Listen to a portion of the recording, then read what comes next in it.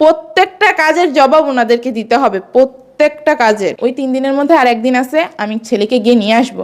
তারপরে ওনাদের যা মন চায় তা ওনারা করতে থাকুক। আমার লাইফের রিস্ক থাকলো, আমি সেই রিস্ক নিয়ে খুলনা যাব, খুলনা গিয়ে আমার ছেলের আমি আনবই আনবো।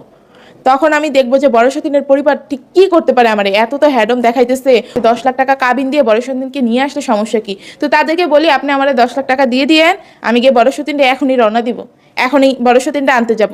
ওরা তো মনে করেন যে 1 মাসে যদি টাকা দিতে একটু দেরি হয় বা এদিক সেদিক হয়, আমার ছেলেরা কি করবে একমাত্র আল্লাহই জানে।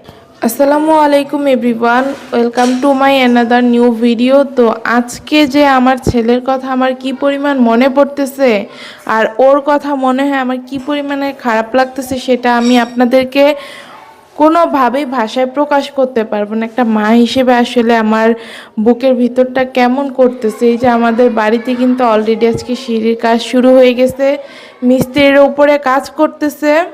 মানে আমি আমার ছেলেকে অনেক মিস করতেছি গাইস, অনেক।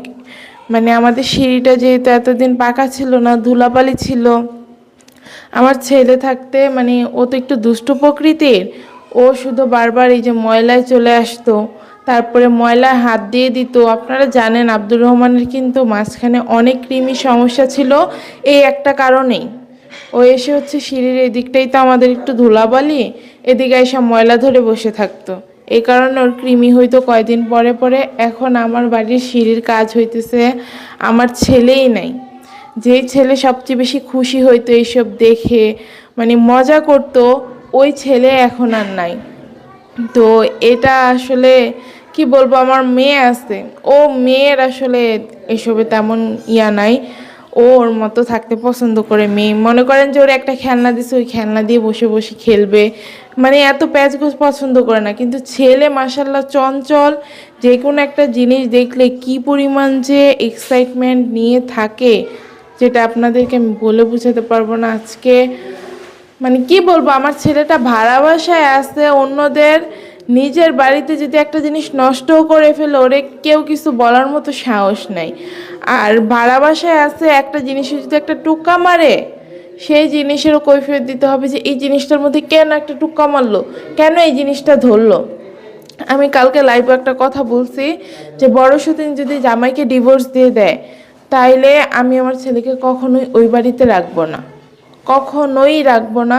যাই হোক গাইস, বাইরে মিস্ত্রিরা কাজ করতেছে, অনেক আওয়াজ হইতেছে, যার কারণে আমি ঘরে চলে আসছি। আর যেটা বলতেছিলাম যে আমার ছেলেটা ওই বাড়িতে আমি কখনোই রাখবো না যদি বড় সতীনের জামাইয়ের সাথে ডিভোর্স হয়ে যায়। এখন মানে ডিভোর্সটা যেই কারণে হইতে পারে এটা নিয়ে আমি কোনো কথা বলতে চাই না। বড় সতীন কালো জাদুর মধ্যে থেকে জামাইয়ের ডিভোর্স দিতে পারে, যেই কারণেই হোক ডিভোর্স তো দিবে, এটাই হচ্ছে বড় বিষয়। তো ডিভোর্সের পরে ওই বাড়িতে রাখার কোনো প্রশ্নই আসে না। কেননা যেই মানুষ মানে মেয়ের ডিভোর্সের আগেই মানে আগে কথা বলায় যে হিসাব নিকাশ নিয়ে 3 মাস ধরে যে তাদের বাড়িতে আসে জামাই, মানে আমার জামাই কয়বার তাদেরকে খরচ দিছে, কয়বার মানে টাকা পাঠাইছে, এতদিন ধরে যে রয়ে গেছে। আমি আসলে এই জিনিসটাই সবচেয়ে বেশি অবাক হয়েছে যে বেড়াইতে গেলেও কি খরচ দিতে হয়। আর আমরা তো 3 মাস ধরে ওনার মেয়েরে রাখতে চাই নাই, আমরা তো আনতে চাইছি। তাহলে এই জিনিস আসে কোত্থেকে যে 3 মাসের খরচ দিতে হবে? বাবার বাড়িতে বেড়াইতে গেছে। আর আমরা খরচ দেয়া না দেয়া বিষয় না, আমরা দিব না বিষয়টা এমন না, বা দিতে চাই নাই এমন না, আমরা তো নিয়েই চলে আসতে চাইছি। ওনারা হচ্ছে এক ঝামেলা করে করে করে করে 3 মাস ধরে রাখছে, এখন এটা কোন ধরনের কথা? আর যারা টাকার হিসাব নিকাশ আগে তুলে তাদের কাছে কি আমার ছেলে জীবনেও ভালো থাকবে? ওরা তো মনে করেন যে 1 মাসে যদি টাকা দিতে একটু দেরি হয় বা এদিক সেদিক হয়, আমার ছেলেরে কি করবে একমাত্র আল্লাহই জানে। তখন আবার বিচার সালিশ বসাই দিবে যে ওর ছেলেরে তো পালতে টাকা দেয় নাই। আর আমার ছেলের যদি ওইখানে রাইখা টাকা পয়সাই দিতে হয়, তাহলে আমি ওইদিকে রাখবো কেন? আমার ছেলের এইদিকে আমি এর থেকে আরো বেশি টাকা খরচ করে এদিকে আরো ভালো থাকবে আমার ছেলে। আর বাড়া বাসা বললে না অনেকের গায়ে লাগে, দেখি কথাটা একদম ছেদ করে উঠে যে আমি এই কথা কেন বলছি।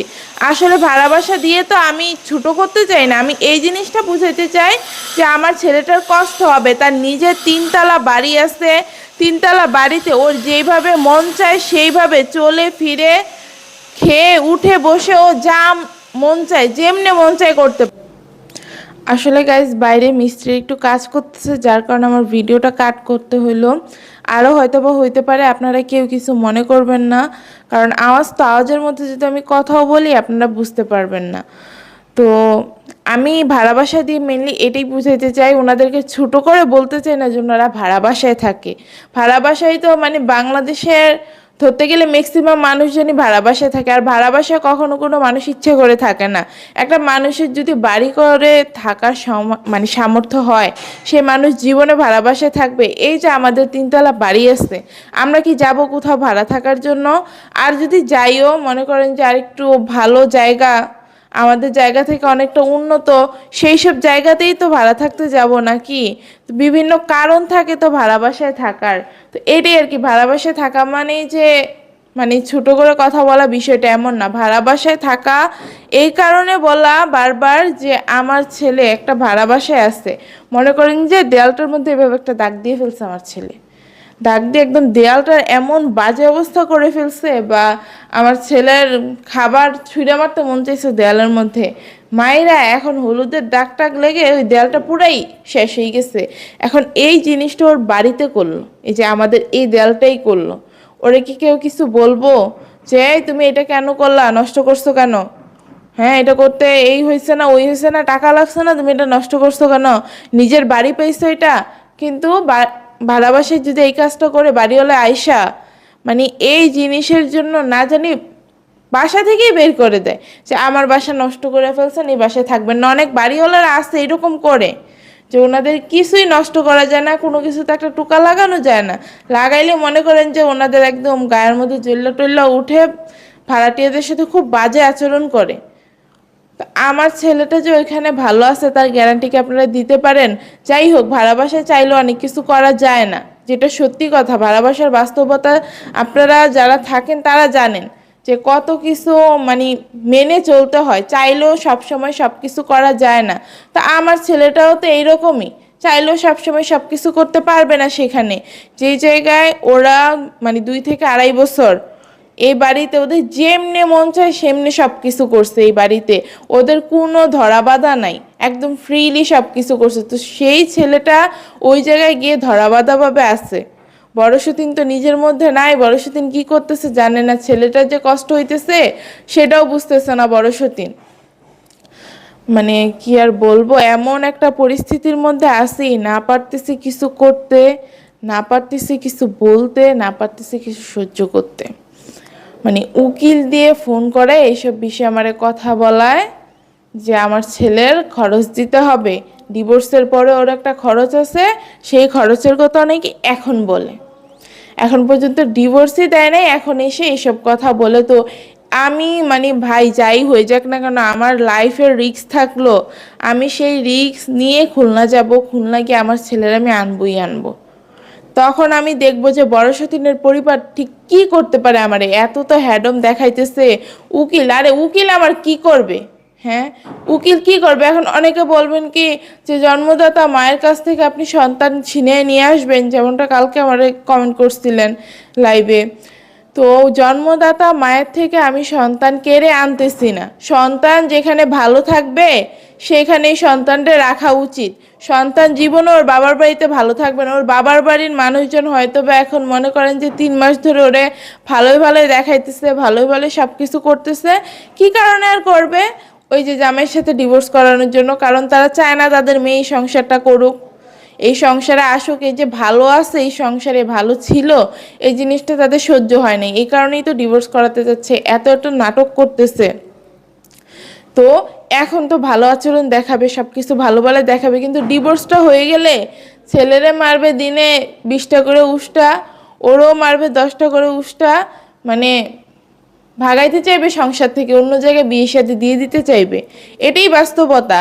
ডিভোর্সের আগ পর্যন্তই মনে করেন যে বাপ মার যত কুয়ারা ঢং, ডিভোর্সের পরে আসলে বাস্তবতা বোঝা যায় যে কতটা কঠিন। মানে কাবিনের কথা আমি বলতেছিলাম, বড় সতীনের এই যে কাবিনের টাকাটা বাড়াইতে চায়, আপনারা এটা নিয়ে অনেকেই প্রশ্ন করেন যে 10 লাখ টাকা কাবিন দিয়ে বড় সতীনকে নিয়ে আসলে সমস্যা কি? তো তাদেরকে বলি আপনি আমারে 10 লাখ টাকা দিয়ে দিয়েন, আমি গিয়ে বড় সতীনরে এখনই রওনা দিব, এখন এই বড় সতীনটা আনতে যাব। আর আরেকটা বিষয় হয়েছে, কাবিনের টাকা 10 লাখ আমরা কেন দিব? দেওয়ার পরে ওনারা ডিভোর্স করাই দিল, ওনাদের মন চাইছে ডিভোর্স করাই দিবে, শুধু শুধু মাঝখান থেকে হচ্ছে কাবিনের টাকাটা বাড়াই দেওয়া। এখন তো বড় সতীনটা অনেক আদর সাদর করতেছে, দেখাবে এটা স্বাভাবিক জামাইয়ের সাথে ডিভোর্স করানোর জন্য। এই যে কাবিনের টাকাটা বাড়াইতে চাইতেছে না, এই কারণেই বাড়াইতে চাইতেছে, এই কারণে আমি কাবিনের বিষয়টা টেনে আনছি, বিষয়টা আপনাদেরকে ক্লিয়ার করার জন্য। এই যে ওর তো মনে করেন যে 1 লাখ টাকা কাবিন, এখন তো 1 লাখ টাকা দিয়ে ওনারা কয়দিন পালবে? পালবে কয়দিন? 1 লাখ টাকা দিয়ে কয়দিন পরেই তো সেটা শেষ হয়ে যাবে। তখন মেয়েরে তো উষ্টা দিবে, বিয়ে দিয়ে ভাগাইতে চাইবে, এই আদর সাদর আর থাকবে না। তো গাইস, আমি যেটা বলতেছিলাম যে এই 1 লাখ টাকা তো বেশি দিন থাকবে না, আর ওনারা 10 লাখ টাকা কাবিন করতে চাইতেছে এই কারণে যে 1 লাখ টাকা দিয়ে কয়দিন মেরে পালবে, এটা তো কয়দিন পরে ফুরে যাবে। আর যত টাকাই দেয় না কেন, ওই যে লাথি উষ্টা 2 দিন পরে এমনিতেই মারবে, আমার ছেলের কষ্ট এমনিতেই হবে। ওই যে কয়দিন পালবে, পালার পরে তাদের কাছে আর মজা লাগবে না, মেয়ে তখন বোঝা হয়ে যাবে, যখন ধীরে ধীরে মনে করেন যে খরচ বাড়বে, তারপরে আশেপাশে মানুষজনের কথা তো থাকবে। একটা ডিভোর্সি মেয়ে যখন ঘরের মধ্যে থাকে, ওই ঘরের মানুষটা অনেক কিছু ফেস করতে হয়, অনেক কিছু। তো ওনারা যখন এই জিনিসগুলো ফেস করবে না, তখন আর মেয়েরও ভাল লাগবে না, আর নাতিরে তো ভালো লাগা অনেক দূরের বিষয়। এখন যতই আদর আদর হোক আর তুলু তুলু হোক না কেন, তখন বলবে যে কতক্ষণে ভাগাবে। তো আর ছেলে ছেলে ওনারা তো রাখবেই না, দিয়ে দিবে কয়দিন পরে, আমাদের ছেলে আমাদেরকে এমনি দিয়ে দিবে। তো মাঝখানে আমার ছেলে যে লাথি উষ্টাগুলো খাবে, তারপরে অবহেলাগুলো পাবে, সেই কষ্টটা আমি আমার ছেলেরে কেন দিব?